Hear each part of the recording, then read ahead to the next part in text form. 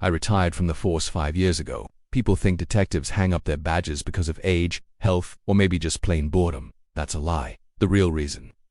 We retire when we've seen something we can't explain, and we're terrified the next case will finish what the last one started.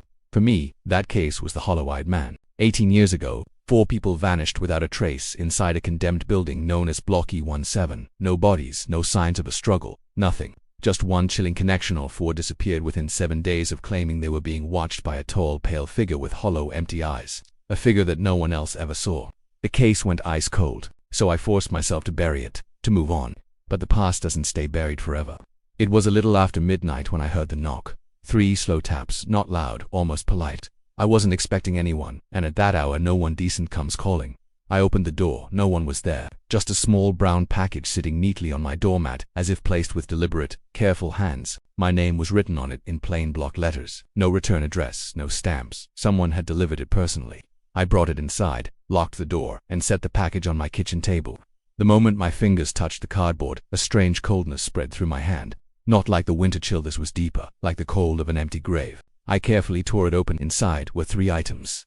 A rusted key, old enough to belong in a museum, a Polaroid photograph, the image slightly faded but still sharp, and a folded note containing a single, terrifying sentence. The photograph made my hands shake. It was a picture of a man standing in front of Block E17. He was tall, thin, his shoulders were too narrow for his frame, his skin unnaturally pale, and his eyes, no, they weren't eyes, just 2 dark hollows, like someone had carved them out with a spoon. Even through the old film, the figure seemed to stare straight at me, through me. But it was the note that truly froze my blood. I unfolded it. 8 words. You stopped looking. He didn't. I sat there for a long time, the words echoing in my mind.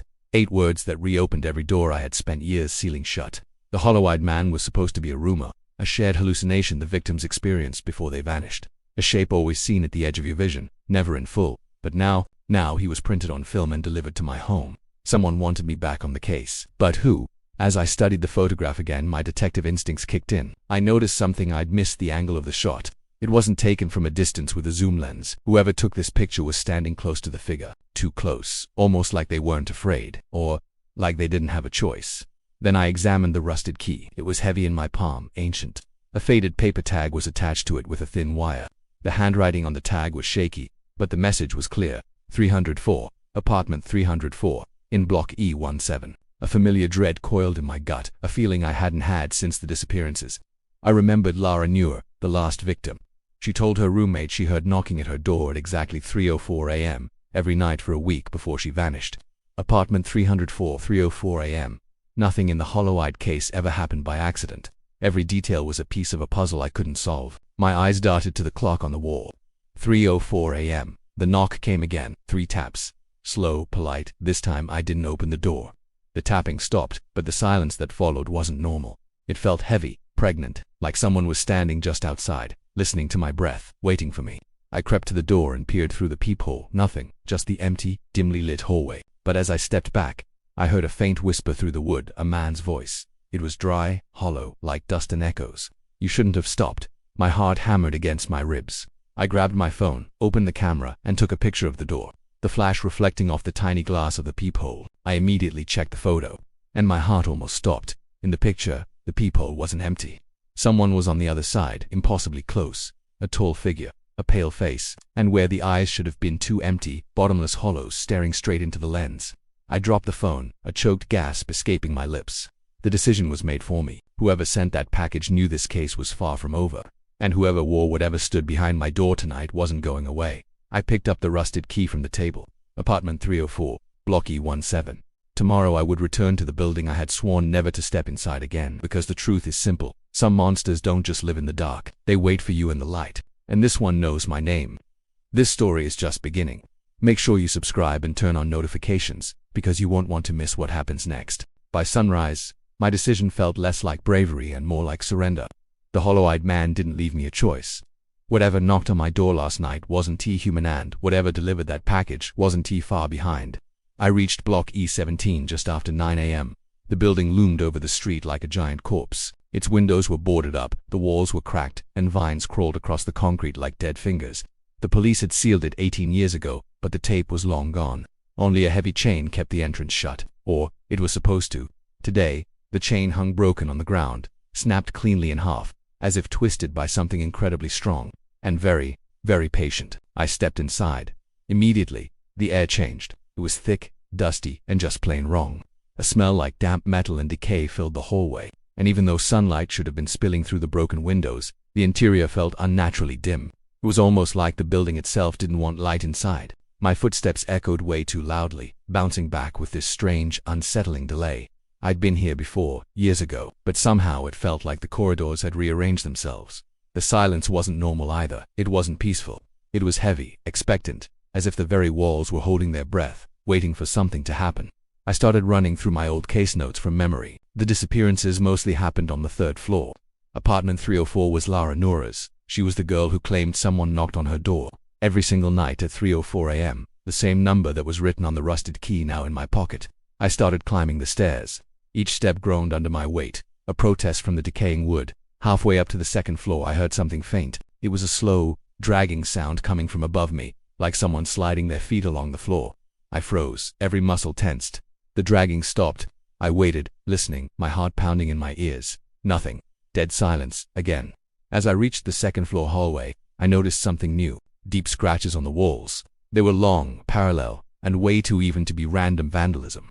Whatever made these marks had a purpose and a direction. Every single scratch pointed toward the staircase leading up to the 3rd floor. Of course, I muttered to myself. You want me upstairs? I took another step, and that's when I heard the whisper. It was soft, close, right behind my ear. 304. I spun around, my flashlight beam cutting through the darkness. There was no one behind me. Just the empty hallway stretching into blackness. I didn't run. Running never helps in these situations. Instead, I started climbing the next set of stairs, slowly, my flashlight held out in front of me like a shield. The closer I got to the 3rd floor, the colder the air became. My breath started to fog faintly in front of me, even though it was a warm day outside. When I finally stepped onto the 3rd floor landing, the temperature dropped sharply. A faint humming sound vibrated through the walls. It was low, steady, and completely unnatural. It felt like the building itself had a heartbeat. Then I saw it. The hallway lights, dead for nearly 2 decades, began to flicker on, one by one. It was a slow, deliberate sequence, as if lighting a path specifically for me. And at the very end of that lit path was apartment 304. Its door was slightly ajar. A dark, narrow crack stared back at me like the pupil of an eye. My pulse quickened. I raised my flashlight and approached slowly. The air in front of the door felt thicker, heavier. It was like trying to walk into deep water. Just before I touched the door, I noticed something carved into the wood. The letters were rough, frantic. Don't look at his eyes. The same warning from the note, now burned into my memory. I took a deep breath and pushed the door open. Apartment 304 looked exactly as it had 18 years ago, only worse. Time had frozen everything in place, and then rot had finished the job. Dust coated every single surface. The wallpaper was peeling off in long strips, like dead skin. But the strangest thing was the arrangement in the center of the room. There was a single chair. On the chair, someone had placed a mirror, and it was angled to face the hallway facing me. And behind the mirror, carved deep into the wall, was the same warning again. Don't look at his eyes. This setup wasn't random. Someone had placed that mirror intentionally. It was like they wanted to watch the hallway without being seen themselves.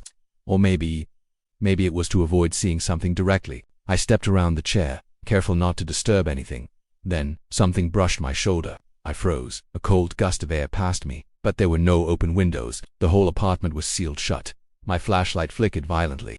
The humming from the walls grew louder, more intense. And then, footsteps. Slow, heavy, approaching from behind the open doorway, out in the hall. My hands were shaking, but I raised the mirror gently, angling it so I could see the reflection of the hallway without turning around. The reflection showed the dark corridor outside. At first there was nothing, then something tall moved into the frame, a long, pale shape. Its shoulders were too narrow. Its head was tilted slightly to one side as if it was listening, and where its eyes should have been, there were just 2 empty black hollows staring straight into the mirror, staring straight at me. My mouth went dry. I couldn't breathe. In the reflection, the figure took a slow, deliberate step toward the doorway. I lowered the mirror. It was too late. A whisper breathed into the room, a voice that seemed to crawl along the walls themselves. You came back. The door slammed shut behind me, plunging the room into near darkness, and the footsteps entered the apartment. The footsteps were inside the apartment now. Slow, deliberate, scraping lightly across the dusty floorboards. I kept my eyes locked on the mirror I'd propped on the chair, even as my hands shook, refusing to look away from the reflection of the doorway behind me. But the figure, the tall, distorted silhouette I'd seen moments before, had vanished from view.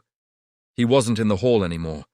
He was somewhere in the room with me, The humming in the walls, that low, unsettling frequency I'd noticed earlier, deepened into a vibration that I could feel in my bones. It rattled the legs of the old wooden chair and sent little cascades of dust raining down from the ceiling. The air grew frigid. I could see my own breath misting in the beam of my flashlight as the temperature dropped, my fingertips going numb around its metal casing. And then there was the smell. A faint metallic odor, like old iron and cold, damp stone, lingered in the air, catching in the back of my throat. I forced myself to breathe evenly, slowly, in, out. Control the fear. Don't let it control you. Show yourself, I whispered, the words barely audible. A part of me, the rational part, prayed he wouldn't. The moment the words left my lips, the humming stopped. Absolute, deafening silence swallowed the room. It was so complete it felt like a pressure against my eardrums. Then, a sound. A soft, dragging noise from somewhere behind me. Something slid across the floor like heavy fabric or skin being pulled across the rough wood. I clenched my jaw, my muscles coiled tight, ready to spring. I refused to turn around. My eyes stayed glued to the mirror. But then, my gaze shifted, drawn to the far corner of the apartment. A dark patch of shadows my flashlight beam hadn't fully illuminated. And that's when I saw it. A small wooden box, half buried in a thick layer of dust and debris, its lid just slightly cracked open. It hadn't been there before. I was certain of it. I had scanned this entire room when I first came in. Something had put it there. Something wanted me to see it. Every instinct, every fiber of my being screamed at me to get out, to run and not look back. But my curiosity, the same damn curiosity that got me into this mess, took over. I crouched down, my knees cracking in the silence, and reached for the box. My fingers brushed against the splintered wood, and I pried the lid open. Inside lay a stack of old CCTV tapes. The small, rectangular kind you'd see in old security systems. Each one was marked with a shaky, handwritten label. Day 1. Day 2. Day 3. It was exactly like the original case files from the disappearances in this building, the ones I had studied for weeks. But these dates were newer, much newer. My eyes landed on the top tape. The ink was still fresh. It read, "Last night." My breath caught in my throat. I didn't record anything last night. There was no camera crew with me. The building's security system had been dead for years. There was no surveillance, but someone, or something, had been recording. Beside the dusty, dilapidated bed, I spotted a portable tape player. It was an ancient model, covered in a film of grime, but it looked like it might still work. With trembling hands, I took the tape labeled "Last Night," slid it into the player and pressed the play button. The tiny screen flickered to life. At first, the footage was just grainy, unstable static, coated in electronic noise. Then an image resolved. It was the hallway outside this apartment, apartment 304. The corridor looked darker than I remembered it, as if the shadows themselves were thicker, heavier, consuming the light. The camera image shook slightly, a subtle, rhythmic jitter, as though someone or something was breathing directly on the lens. A timestamp blinked at the bottom of the screen, 3:04 a.m. My heart stopped. 3:04 a.m., the exact time the knocking started last night. On the screen, the hallway lights flickered violently, and then a tall silhouette appeared at the far end of the corridor. Long arms, a thin, gaunt frame, its head tilted at that same unnatural angle. It glided toward the camera without moving its legs, just drifting through the air like a phantom on a current. As the figure reached the lens, its formless face filling the screen, the image cut to a blast of white static. I exhaled, a shaky, relieved breath. It was just static. But the tape wasn't over. The static shifted, coalescing, forming a new image. My own apartment door, the same wood grain, the same brass peephole, the same peeling paint on the frame that I had photographed just hours ago. My stomach twisted into a knot. The camera's perspective was from right outside my door. It had been watching me. A hand entered the frame. Long, bone-like fingers, unnaturally pale, reached out and tapped the door. 3 slow, deliberate knocks. The exact sound I heard last night. The figure leaned closer to the lens, its face coming into view. Its eyes were hollow, absolute voids that seemed to swallow the dim light around them like bottomless pits. It pressed its face close, far too close, and whispered something directly into the camera's microphone. The sound was crackled, distorted by the poor quality of the tape, but the words were horribly, unmistakably clear. "Follow the key!" The screen went black. My mind reeled. Follow the key. The key I found, the key that led me here. It was a trap. It was all a trap. Then, the screen flickered back on one last time. It showed me. I was standing inside my apartment last night, staring directly into the camera, even though I had no idea I was being filmed. But my reflection on the screen looked wrong. My face was blurred, indistinct, with dark smudges around my eyes. I watched myself, this other me, turn slowly toward the hidden camera and speak, my voice flat and empty. Tomorrow, 304. My blood felt like ice in my veins. I didn't say that. I never said that. I was terrified last night, hiding in my own home. I wasn't making plans. The tape clicked as it reached its end, the mechanism shutting off with a final loud thud, and in the sudden silence, the footsteps resumed. Right behind me, slow, steady, and now much, much closer. My instincts finally screamed loud enough for me to listen. I scrambled backward, away from the tape player, backing toward the window, clutching the box of tapes as if it offered some kind of protection. Then a soft breath drifted across the room, cold against the back of my neck. A voice, dry, hollow, and utterly inhuman, whispered from the darkness. "I recorded you before you returned." The mirror on the chair, the one I had been watching so intently, tilted on its own, angling its reflective surface toward the darkness directly behind me. I didn't want to look. I squeezed my eyes shut, but I couldn't stop myself. My gaze was drawn to the reflection, forced to see what was there, and something tall, something impossibly thin and dark, stood inches behind my left shoulder. The figure behind me didn't breathe, didn't shift, didn't even sway. It was a monolith of shadow, a silent observer stretched into a shape that was almost human, but not quite. It watched me through the mirror's reflection. My own heartbeat became a drum inside my skull, a frantic rhythm against the chilling silence. I couldn't bring myself to turn around. I was frozen, locked in its gaze, a rabbit caught in the unblinking stare of a predator. And then the hollow-eyed man moved. It wasn't with footsteps. It wasn't with any discernible motion. He simply glided, as if gravity were a rule he chose to ignore. The air around him seemed to tremble, to bend inward as he drifted closer, and the whisper I'd heard before returned, this time sharper, closer, slicing through the stillness of the abandoned apartment. "You followed the key." My hand started to shake, the antique mirror vibrating as if something trapped inside the glass was desperate to break free. I tried to lower it, to break the connection, but my fingers were no longer my own. They were locked in place. The surface of the glass rippled, reflecting a darkness that had no source in the room, a void that was growing larger. I had to force air into my lungs, a ragged, painful gasp. "Why me?" I whispered, my voice cracking, betraying the terror I felt.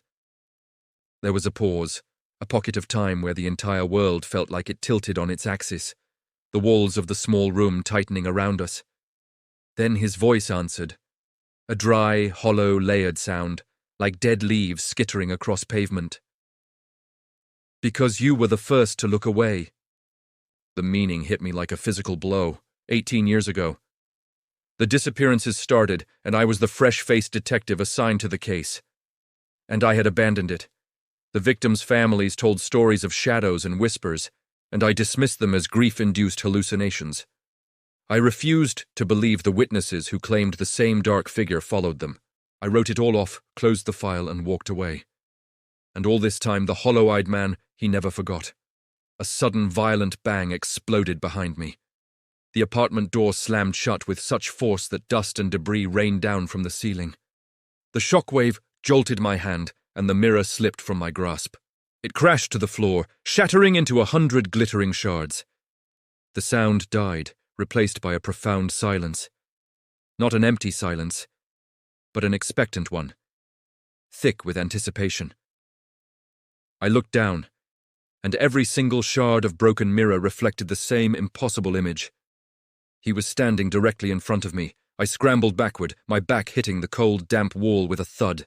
My flashlight, my only source of comfort, flickered once, twice, and then died, plunging the room into near total darkness.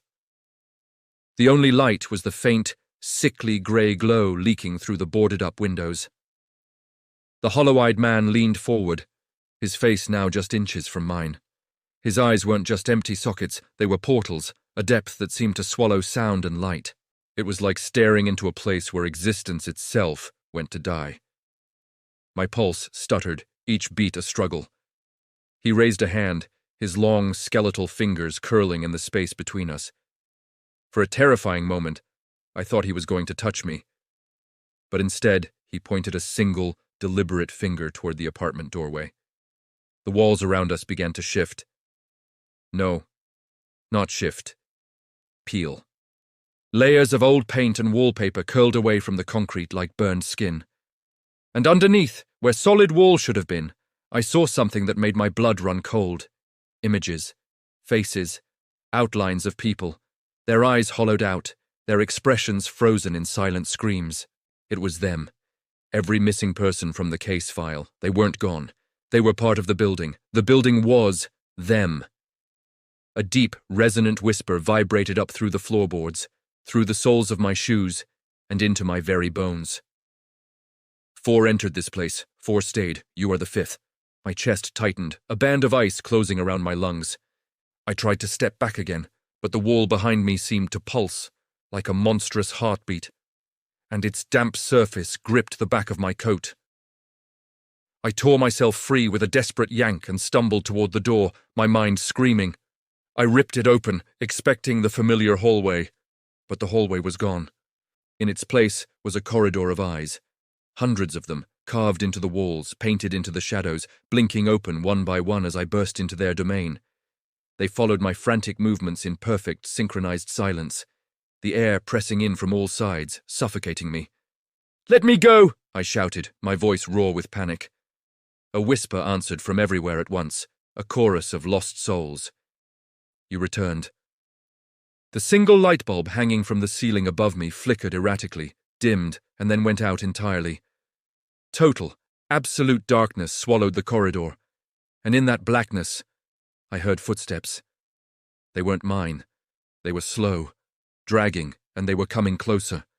A pale hand appeared first, materializing out of the void, illuminated by a faint, unnatural glow of its own. Then the face followed, tilting at an impossible angle, hollow-eyed, waiting for me. I turned to run to escape this nightmare, but the building wouldn't let me. Every corridor I took just looped back on itself. Every turn brought me face to face with the door to apartment 304. Every desperate attempt to escape only circled me back into the same suffocating dark, until finally I heard a new sound, a voice whispering directly behind me, a voice I knew all too well. It was my own. "You're the 5th. Cold hands, colder than the grave, wrapped around my shoulders, and the world snapped to black. Detective Armin Hale's audio recorder was found at the entrance of Block E17 the next morning. His fingerprints were still warm on the device, but Armin himself has never been seen again. Thanks for listening. If you enjoy stories that linger in the shadows, be sure to subscribe and hit that bell icon. You never know what you might find in the dark.